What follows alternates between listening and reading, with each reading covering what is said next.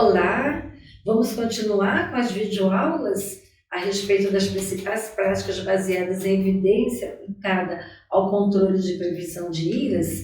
Então, hoje nós falaremos, com o apoio aí do Instituto Federal de Goiás e do Ministério da Saúde, sobre as síndromes infecciosas, prevenção de PAV, pneumonia associada à ventilação mecânica. Qual é a importância desse tema? Então, a pneumonia associada à assistência à saúde, ela é um evento bastante importante e que pode causar uma mortalidade considerável.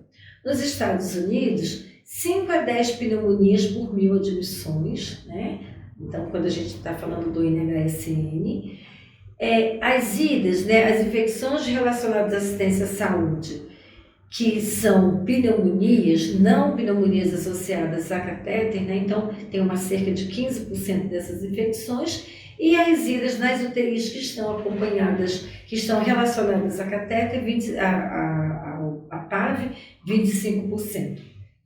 Em relação ao Brasil, em 2007, os dados de São Paulo, uma mortalidade de 20% a 60% associada à ventilação mecânica.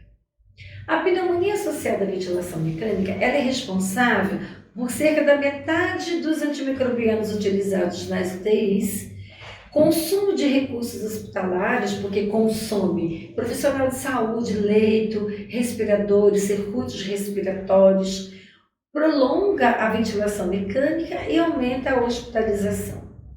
Então, o cenário das PAVs, eles acontecem principalmente em terapia intensiva, Podem acontecer em terapia semi-intensiva e um pouco menos em enfermaria. O que nós esperamos, se a gente for olhar todo o protocolo de segurança do paciente, é que haja, então, protocolos para diminuir a deteriorização clínica do paciente, de forma que ele não precise, em momento algum, ser entubado na enfermaria. Então, quando você tem alguns pacientes sendo entubados na enfermaria, mesmo que posteriormente eles vão para a UTI, precisa rever o protocolo de deteriorização clínica, porque esse paciente não está sendo muito bem controlado nesse sentido.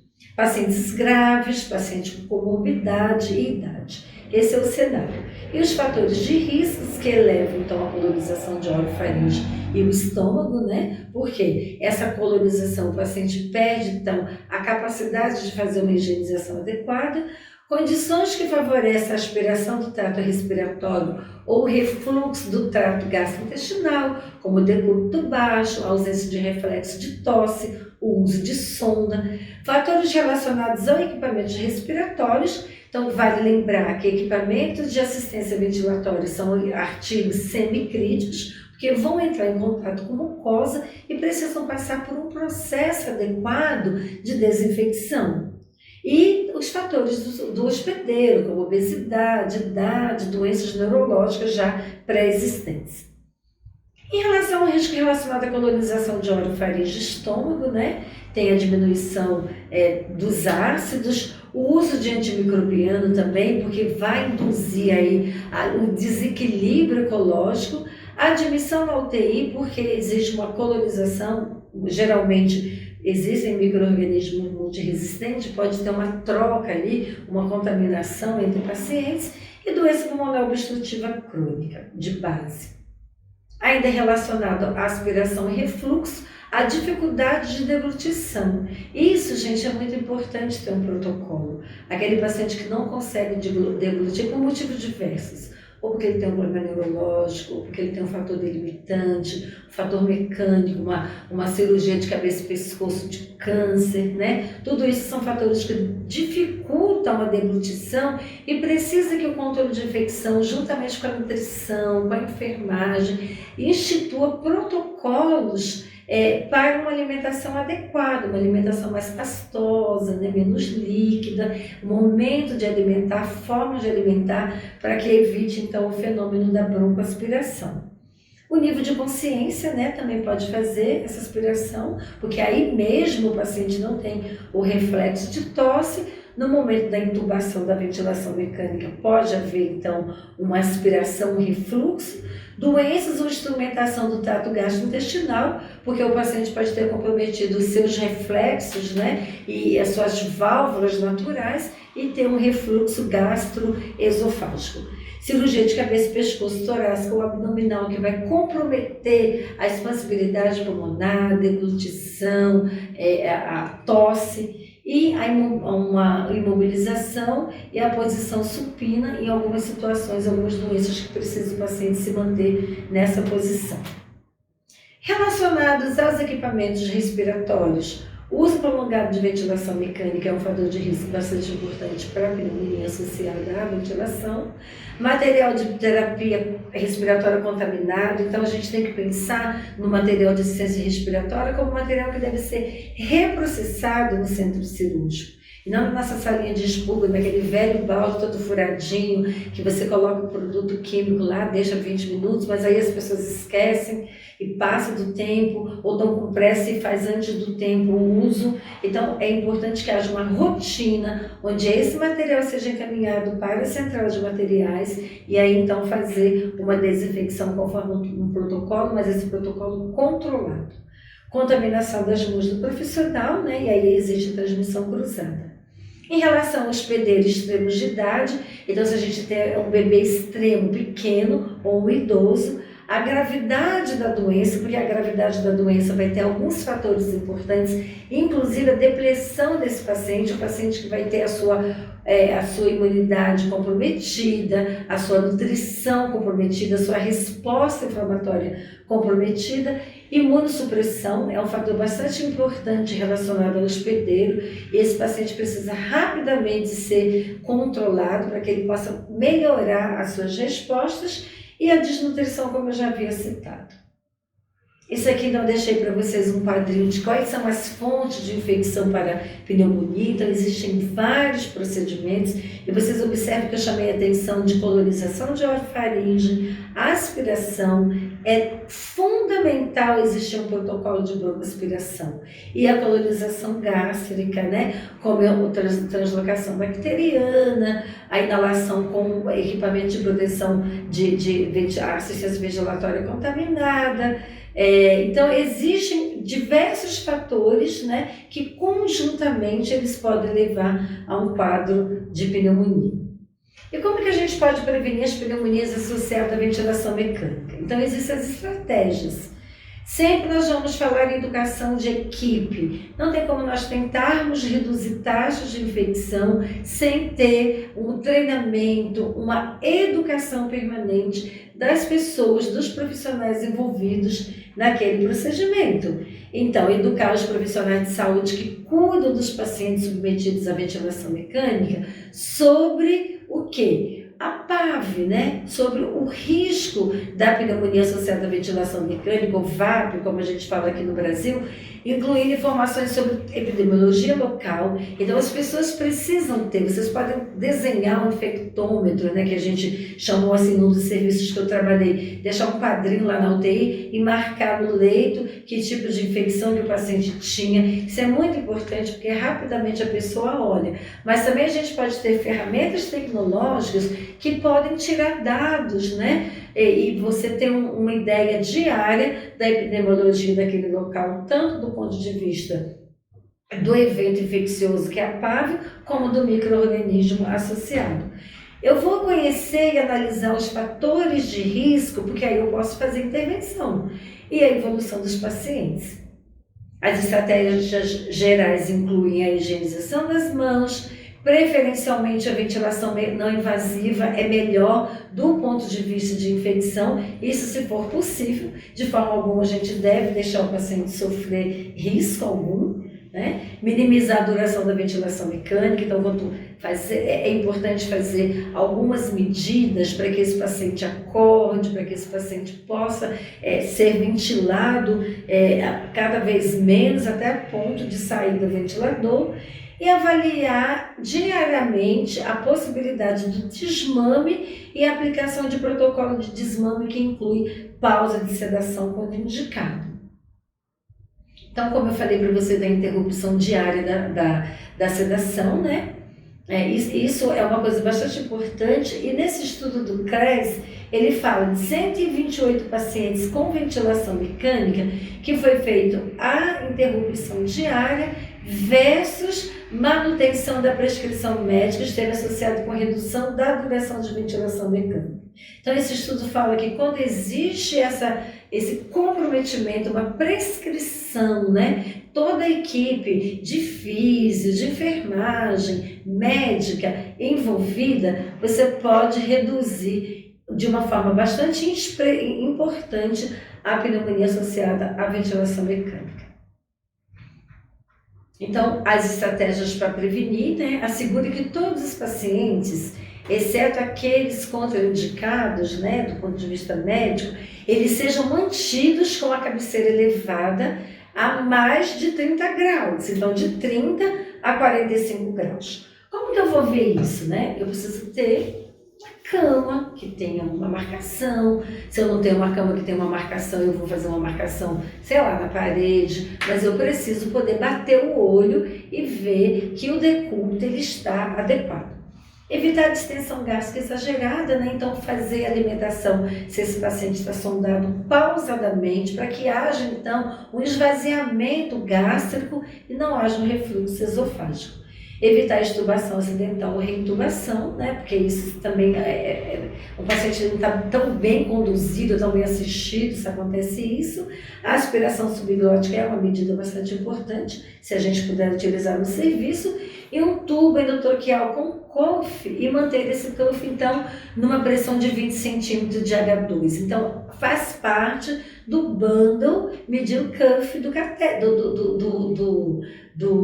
tubo. E para isso, eu preciso ter o fômetro, que a gente chama, né? Eu preciso ter o instrumento. E se eu for ter um instrumento só, eu vou usar isso em todo mundo. Então, precisa ser feita uma normatização, um protocolo em relação à limpeza e desinfecção desse equipamento.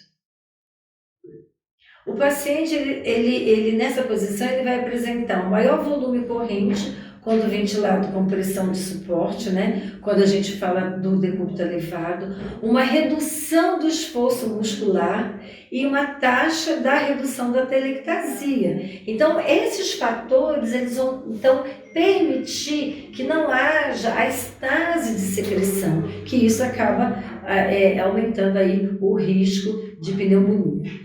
Então, isso é uma fotinha para vocês verem, se a gente manter um paciente assim facilmente, né? Esse tubo, ele pode, essa posição, ela pode fazer uma broncoaspiração. Então, vocês observem o risco de contaminação indo também pela via extraluminal do tubo orotraqueal e também uma contaminação ocorrendo por dentro do tubo.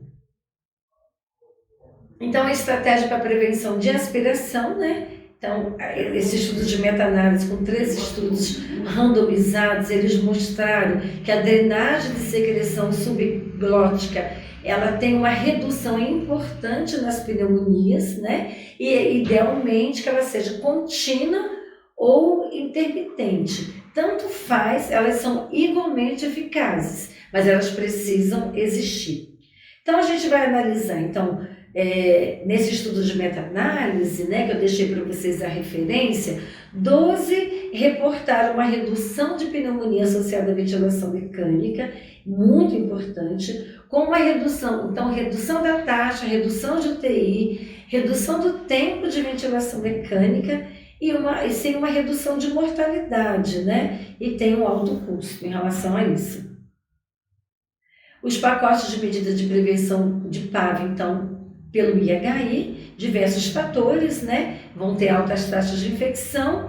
Essa prevenção, ela requer uma estratégia múltipla, não depende do controlador de infecção. Esse paciente ele vai ser entubado por uma equipe, ele vai ser aspirado por outra equipe, ele vai ser manipulado para fazer os exercícios respiratórios por outra equipe. Ele vai ser manipulado para fazer um raio-x por outra equipe. Então, precisa ser uma estratégia múltipla que aborde todos os riscos.